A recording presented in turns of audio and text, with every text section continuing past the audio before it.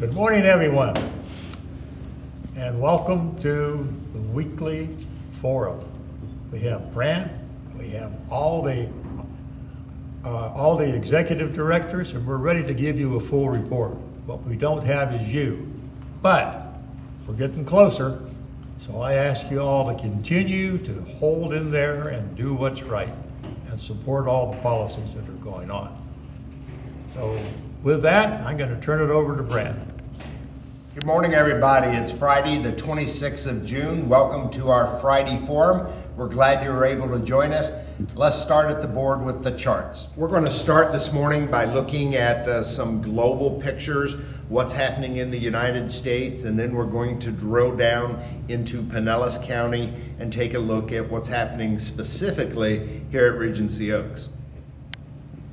This chart shows the total number of confirmed cases, and this is looking at the United States. One of the things we see, if you look at this not on a state-by-state or county-by-county basis, but the entire United States, there has not been much success in slowing the number of confirmed cases. Now, this does include all the tested and recovering individuals, as well as those who have just recently been diagnosed. But you can see it's been a pretty steady and consistent increase day over day, week over week, month over month. This is the total number of confirmed cases across the world, and it's done by color. And you can see the United States, Russia, some areas of South America, they have exceeded cases more than 5 million worldwide. Might be interesting to look at the United States and the growth of COVID and just overlay what's happening perhaps in Asia.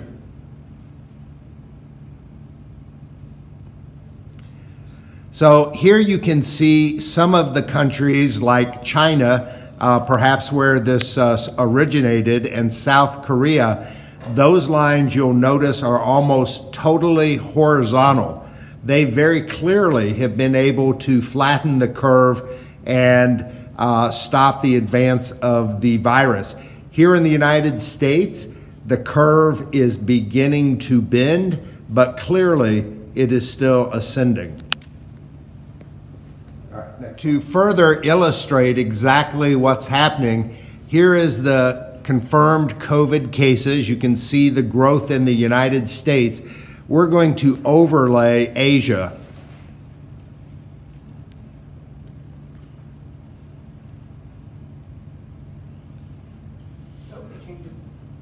Look at how the number of cases have dropped off. China is in almost a straight vertical descent. Let's lay in Europe. You're seeing the same thing in Germany, in Denmark, in Finland. They clearly have seen a rapid decline in the number of new COVID-19 cases. The chart we're looking at now is the total number of confirmed deaths here in the United States from COVID. You can see that that also has consistently and steadily risen. The losing your life to the virus is considered a trailing indicator, not a leading indicator.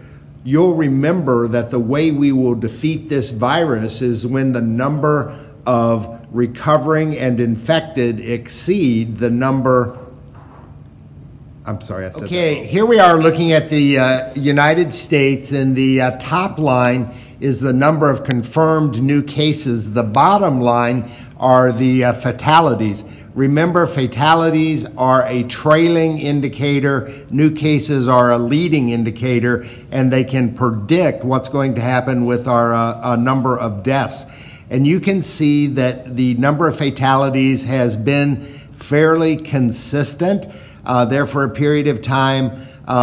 we were pretty stable. There have been a couple of recent peaks.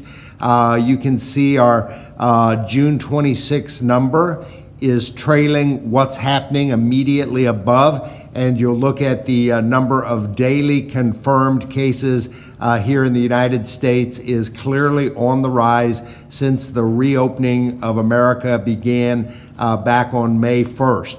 So it is experts are looking at this, and what they're saying is if the leading indicator is showing an increase in the number of daily confirmed cases, then the trailing indicators, hospitalization and fatalities, is very likely to follow.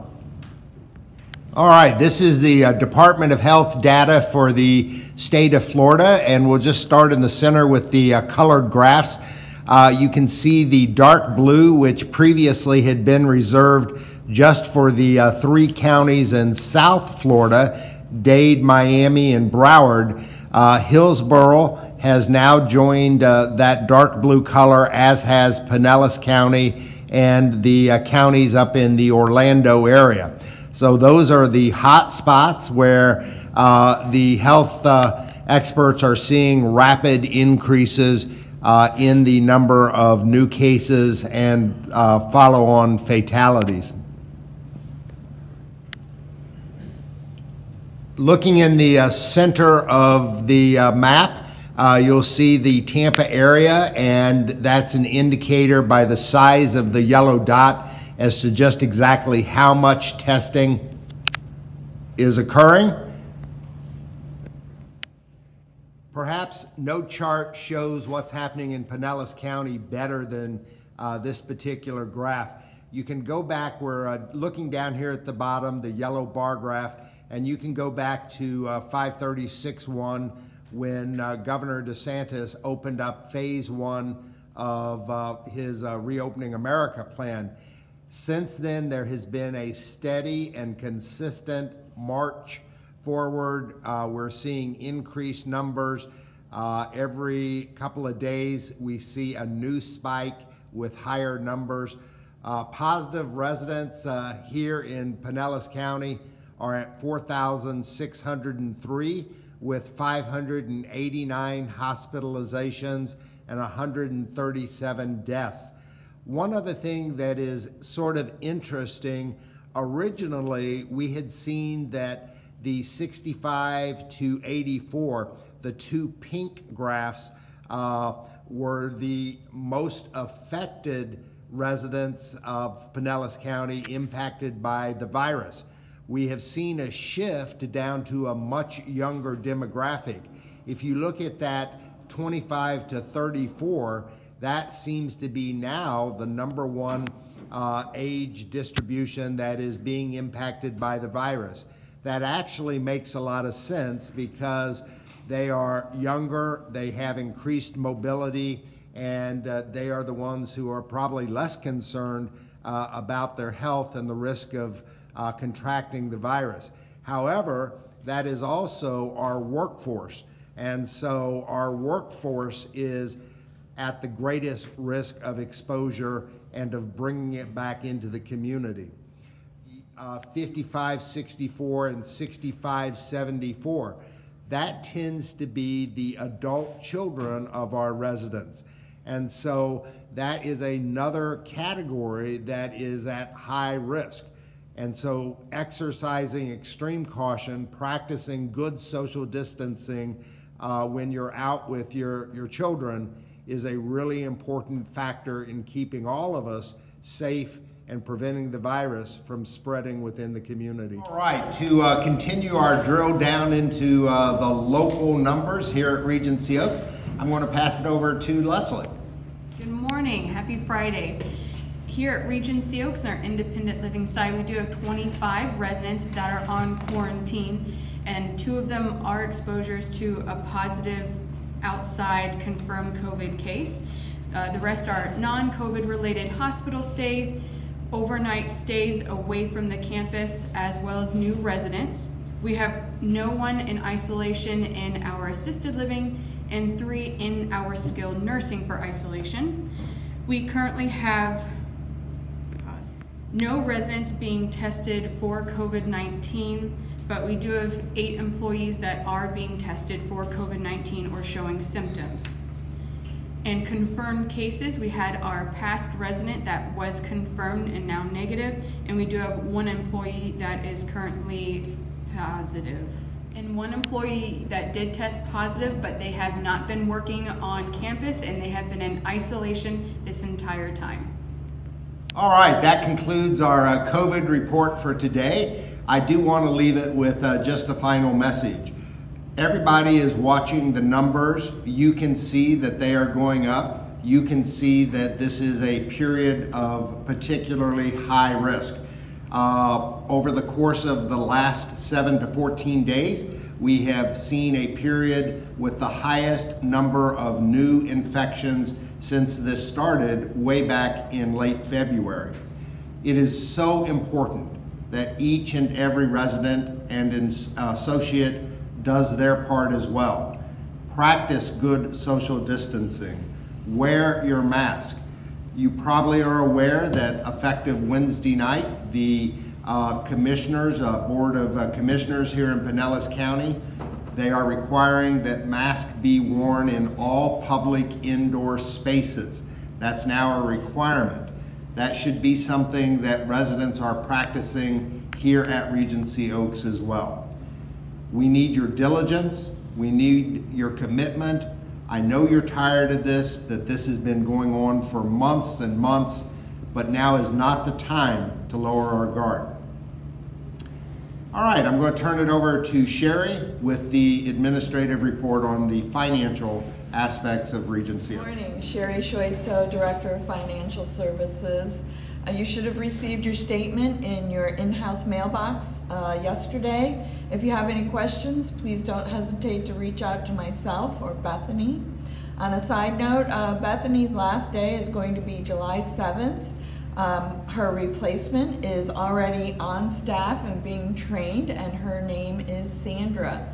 So please stop by and say hello. You may already have met her, but we're very excited that she's here, and we will miss Bethany and wish her grand success in her new adventures. Thank you. I'm going to pass it off to Amy Waugh, our Director of Marketing. Good morning, Amy Waugh, Director of Sales and Marketing. We want to thank everyone. We had our first semi-on-site event yesterday with our drive-by tour. We had 46 people in attendance, and we were able to adhere to all CDC and social distancing guidelines to ensure that everyone was safe. We had our resident ambassadors participate in that event, and we want to thank you all for that, and hopefully we have some people decide to move in the next coming months, so thank you. We're actually wrapping up the end of a quarter, and it looks like we are going to end with 13 new sales for the community, which would actually meet our budget for this month. Of the entire entry fee division, we are leading the board with our sales. The next community would be Cypress Village in Jacksonville with 6 sales. So thank you all for everything that you've done to help us succeed. Now I'd like to pass it to Jesse, the Director of Housekeeping. Pass it on to Darwin Perez, the Maintenance Director. Good morning, everyone. My name is Darwin Perez. I'm the Maintenance Director. Just a quick update. The grand opening of the pool will be today, 2. We hope all of you can come by, and I'll see you there. Pass it to Ricky from Dining Services. Good morning, Ricky Baca, Food and Beverage Director. Just a quick reminder, on the 4th of July, you will be receiving everything that you would normally get at the buffet. Enjoy. Pass to Christine. Christine, Director of Innovative Home Services. I'd like to thank everybody that came to our last estate sale. We are also going to have another one this upcoming Tuesday in the North Building, M413.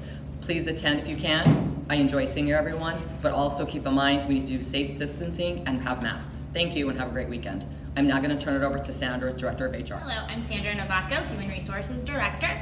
And I just wanted to let you know, thank you for anyone that came out to the blood drive. We had a great turnout. I know so a lot of our staff also participated as well. We also recognized our staff last week with the Kona Ice Truck on campus, which was a very icy sweet treat needed in a very hot summer day. So I will now pass it over to Tiffany Rivers. Good morning, Regency Oaks. Tiffany Rivers, your Resident Program Director. I just wanted to mention that now with us opening the pool today at 2 p.m., we hope that you can come down and get a sweet treat and come see all the hard work that we've established for our new beautiful pool. That will be at 2 p.m. today. Also, the pool hours will be 6 a.m. to 9 p.m. We do ask that you do your proper social distancing while in the pool and enjoy yourself as much as possible. Next week's filming schedule will be Monday and Wednesday because the staff will be observing 4th of July on Friday. Also, as we open back up the community and we have our group activities, we are really asking that before you join in on those activities that you wear your mask, you bring your hand sanitizer, anything that could keep you as safe as possible, because we want to make sure that you're having a good time while being safe at the same time. So please make sure when you come down to join in charades or bingo or anything along those lines that you have your mask in hand. We are also doing our tickets for your mask, so please, if we see you in the hallway and you're wearing your mask, you're covering your mouth and your nose, we can't wait to give out those tickets. So we hope you have a great weekend and you let us know if you need anything. Ricky, people are wondering about the 4th of July. What's going to happen? What are we going to be serving and when's it going to happen? So could you help them out, please? To answer your question, the deliveries will start at 12 and they should finish up around 2. We'll have all the goodies. We'll have the chicken wings, hamburgers, hot dog, barbecue ribs, mac and cheese, the whole 9 yards. We'll finish up with the drumsticks, and we also will have entertainment that day. We have another question coming up from residents. There's a rumor around that there's a lot of treats that we're going to be getting next week. Can somebody, perhaps Tiffany, answer the question of what are the treats and when are they going to be and where are they going to be? Thanks, great question, Don. So what will happen is one of the directors will give you a ticket. You can take that ticket to the front desk during normal business hours and there will be treats of different array between drumsticks, ice cream sandwiches, beer, different things that you can pick up while using your tickets. We do want to remind you that this incentive is for if one of the directors see you wearing your mask properly. We really want to make sure to encourage that that is the safest way to keep everyone COVID-free at Regency Oaks. Well, thank you all for your time, and thank you. We wish you all a very, very happy 4th of July. We continue to ask that you keep your distance, that you wear your mask, and that you be a part of the team keeping Regency Oaks COVID-free. Bye. Happy weekend. Happy weekend.